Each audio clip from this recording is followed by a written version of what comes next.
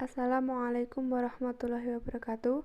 Kami dari kelompok 4 yang beranggotakan Amala Inas Firdaus, Dia Sulfita, dan Nazilatur Rahmania akan menjelaskan materi kami yaitu konstruk validity.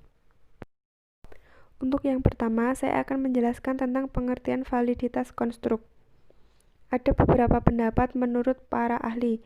Yang pertama, menurut Jali dan Puji, validitas konstruk adalah validitas yang mempermasalahkan seberapa jauh item-item tes mampu mengukur apa-apa yang benar-benar hendak diukur sesuai dengan konsep khusus atau definisi konseptual yang telah ditetapkan.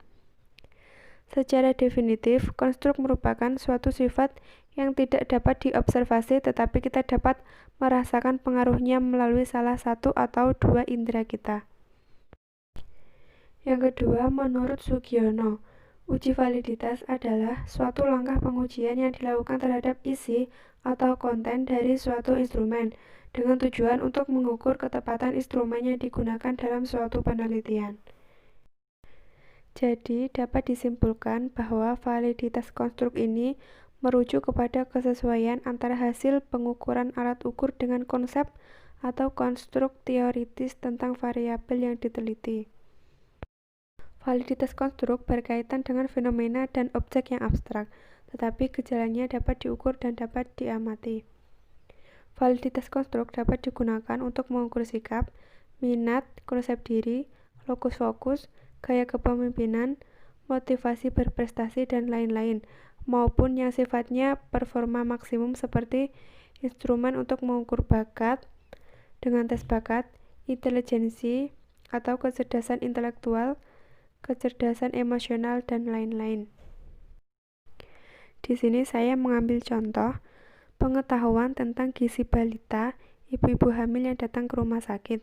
Maka pokok masalah yakni pengetahuan tentang gizi balita. Di sini gizi balita merupakan suatu sifat yang tidak dapat diobservasi, tetapi kita dapat merasakan pengaruhnya melalui salah satu atau dua indera kita. Kemudian, untuk menguji validitas konstruk bisa menggunakan analisis Structural Equation Modeling atau SEM. SEM ini merupakan teknik analisis multivariat yang dikembangkan guna menutupi keterbatasan yang dimiliki oleh model-model analisis sebelumnya yang telah digunakan secara luas dalam penelitian statistik.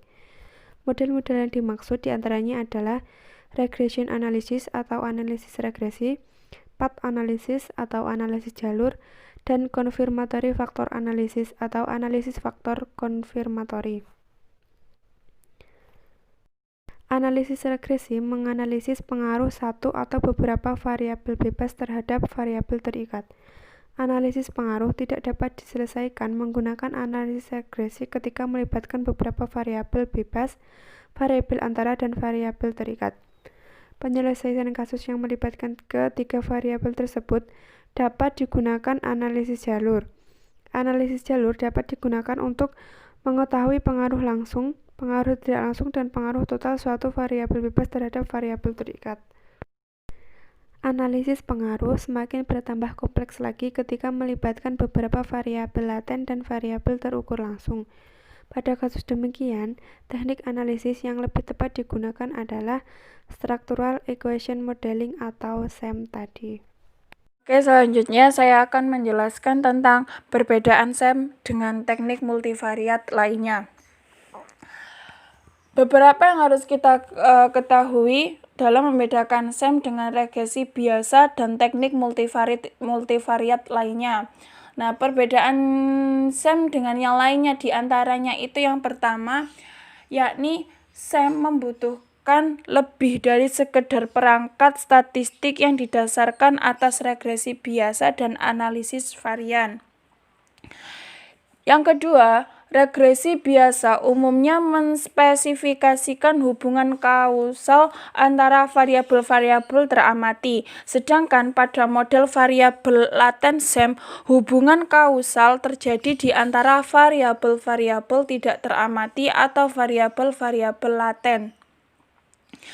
Yang ketiga, SEM selain memberikan informasi tentang hubungan kausal simultan, di antara variabel-variabelnya juga memberikan informasi tentang muatan faktor dan kesalahan-kesalahan pengukuran. Yang keempat, estimasi terhadap multiple interrelated dependence relationship.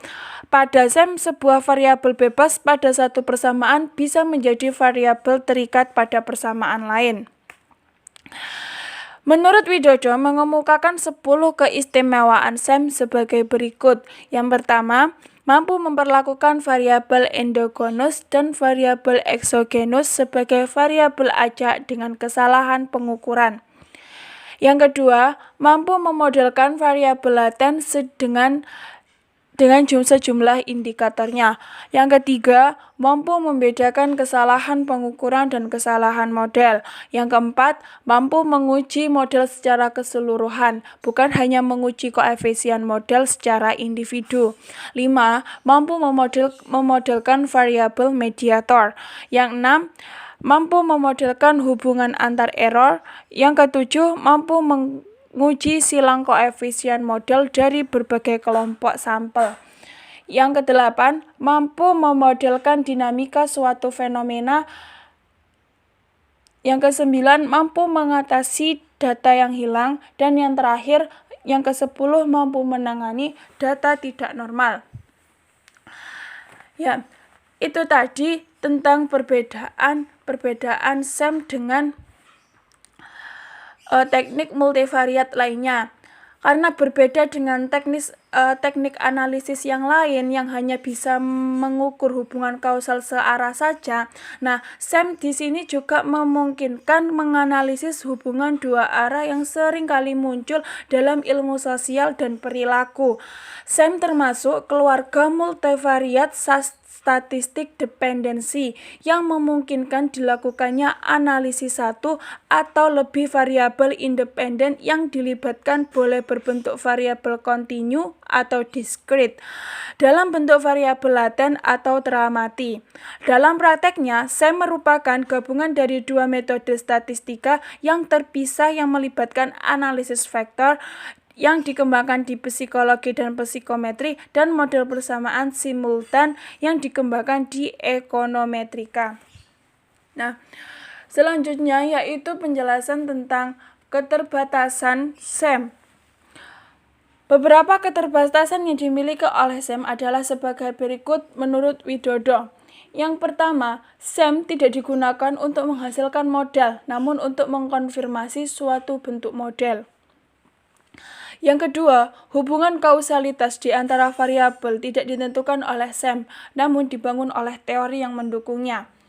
Yang ketiga, SEM tidak digunakan untuk menyatakan suatu hubungan kausalitas, namun untuk menerima atau menolak hubungan sebab akibat secara teoritis melalui uji data empiris.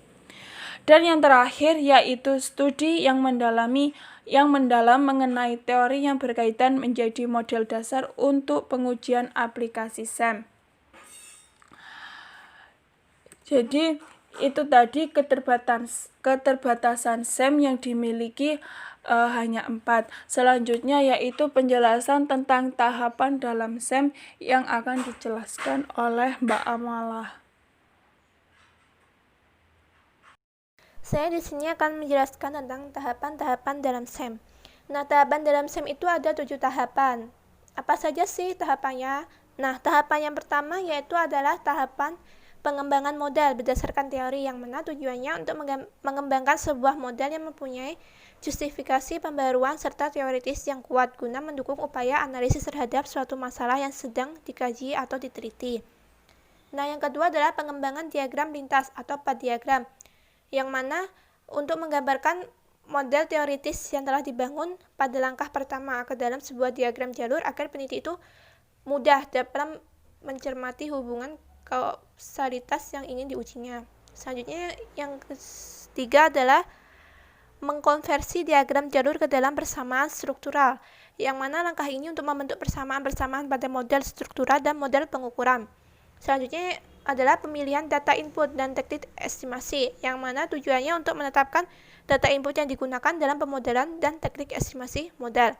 Yang kelima adalah evaluasi masalah identifikasi model, yang mana tujuannya untuk mendeteksi ada tidaknya masalah identifikasi berdasarkan evaluasi terhadap hasil estimasi yang dilakukan program komputer. Selanjutnya adalah evaluasi asumsi dan kesesuaian model, yang mana tujuannya adalah untuk mengevaluasi pemenuhan asumsi yang disyaratkan SAM dan kesesuaian model berdasarkan kriteria goodness of fit tertentu. Selanjutnya adalah interpretasi dan modifikasi model, yang mana tujuannya untuk memutuskan bentuk perlakuan lanjutan setelah dilakukan evaluasi asumsi dan uji kesesuaian model. Nah, setelah tadi dijelaskan tentang teknik-teknik dalam tahapan dalam SAM, selanjutnya yaitu adalah pemodelan SAM. Nah, pemodelan diagram lintas path dalam SAM sendiri digunakan untuk menggambarkan atau spesifikasikan model SAM dengan lebih jelas dan mudah jika dibandingkan dengan model persamaan matematik. Untuk dapat menggambarkan diagram jalur sebuah persamaan secara tepat, perlu diketahui variabel-variabel dalam SAM sendiri, serta notifikasi dan simbol yang berkaitan. Kemudian, hubungan di antara model-model tersebut dituangkan dalam model persamaan struktural dan model pengukuran. Nah, variabel-variabel SAM sendiri itu ada 4. Yang pertama yaitu ada variabel laten, yaitu variabel laten variabel. Merupakan konsep abstrak, misalnya perilaku, perasaan, dan motivasi. Variabel ini hanya dapat diamati secara tidak langsung dan tidak sempurna melalui efeknya pada variabel teramati. Nah, variabel laten sendiri itu ada 2 ya, yang mana ada variabel eksogen dan endogen. Kalau variabel eksogen itu setara dengan variabel bebas, sedangkan kalau variabel eksogen sendiri variabel endogen sendiri setara dengan variabel terikat.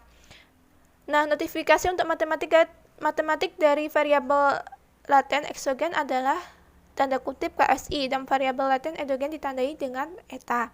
Selanjutnya yang kedua adalah variabel teramati atau offset variabel atau variabel terukur measured variabel, yang mana variabel ini adalah yang dapat diamati atau dapat diukur secara empiris dan sering disebut dengan indikator.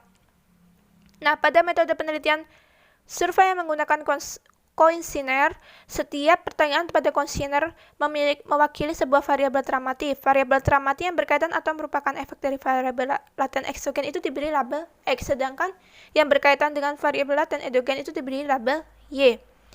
Simbol diagram lintas dari variabel teramati adalah bujur sangkar atau 4 persegi panjang. SAM sendiri memiliki 2 elemen model, yaitu ada model struktural dan model pengukuran. Model struktural sendiri yang mana atau struktural model itu menggambarkan hubungan di antara variabel-variabel laten, parameter yang menunjukkan regressi variabel laten endogen pada eksogen, yang mana dinotifikasikan dengan tanda kutip gamma. Sedangkan untuk regressi variabel endogen pada variabel endogen lainnya dinotifikasikan dengan tanda kutip beta. Variabel laten eksogen juga boleh berhubungan dalam 2 arah atau konveri yang dinotifikasikan tanda kutip B. Selanjutnya yang terakhir adalah model pengukuran atau measured model, yang mana setiap variabel laten itu mempunyai beberapa ukuran atau variabel teramati atau indikator. Variabel laten sendiri dihubungkan dengan variabel-variabel teramati melalui model pengukuran yang berbentuk analisis faktor. Nah, setiap variabel laten dimodelkan sebagai sebuah faktor yang mendasari variabel-variabel terkait. Muatan faktor atau faktor Lodley yang berhubungan dengan variabel laten dan dengan variabel teramati diberi label tanda kutip lambda.